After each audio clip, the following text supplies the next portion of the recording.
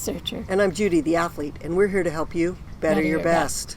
Judy, you know I love data. Data Debbie. I know, That's right. Data's your friend. It is. It's taught me a lot over the years. And we live in a data world. Like everybody's talking about big data. Data this, data that. In the sports world, it's no different. Lots of data entering the sports world in the past decade or even more in some cases, right? Right. And that data has been valuable as far as creating knowledge and creating different ways to look at things, and probably has fueled some advances in the sports. That's correct. Great advances, as well as kind of unveiling some of the beliefs that have been there for years that maybe aren't exactly correct or not correct anymore, because we have such great technology that we didn't used to have. So all of that's very good. Sure. Yeah. The only thing is, there's a lot out there. So it's But there is a lot out there. How do I know?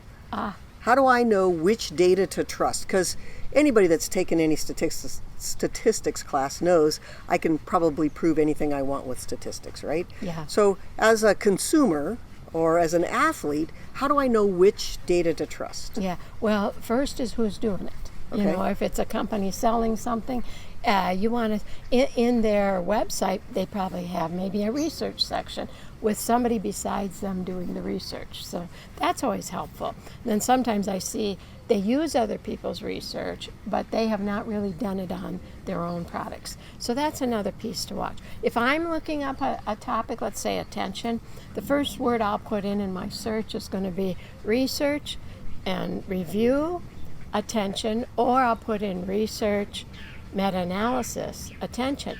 And the reason I want those types of articles is they've already compiled all the research that's been done on it, and they've gone through it and analyzed everything about it, so they give you a real complete summary. So it's like Cliff's Notes on research. Yes. You could just read the abstract and the discussion, and they're pretty good, I think, at using language that we could all understand.